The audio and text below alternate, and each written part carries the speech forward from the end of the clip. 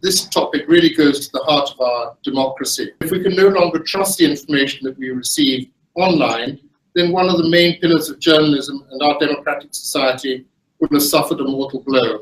Fake news, fake stories have always been about, I think the difference now is the speed at which this information can circulate. We propose to create a new branch of the FCC. To make this proposal stronger, it would be better to have a clear definition of fake news. Is it just misinformation, or is it a bias or something someone disagrees with? Removing the news altogether would definitely violate the First Amendment, which is a fundamental right in the United States. And so to combat this problem, we want to add a strong fact checker into the algorithm that Google uses. The problem with the algorithm is that, they cannot detect humor. They can't detect sarcasm. They cannot detect satire. The algorithm itself is going to be has to be programmed by a person. So there is some form of bias in what's being read. Any form of regulation comes down to censorship.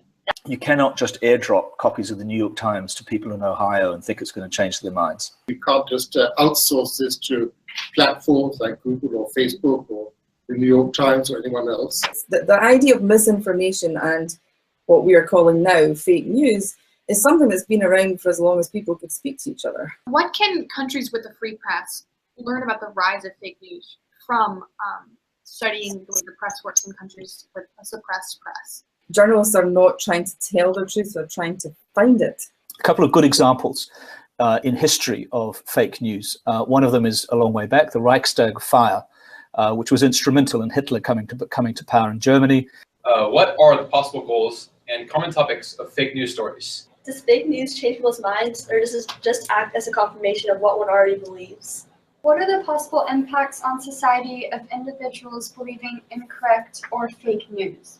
How can an average person know who to trust and how much one can trust them? In the United States, hate speech is something that you accept because you accept everybody's right to say something under the First Amendment. In Europe, that's a very, very different position. Are there examples of times when fake news, propaganda, or disinformation brought down or undermined governments? Tony Blair in the UK was most definitely brought down by his either accidental or deliberate manipulation of intelligence to take us to war in Iraq. But truth does exist. It exists in journalism, in government, in science, in business, in whatever walk of life you find yourself in. And you'll be reminded that truth exists whenever you encounter its opposite.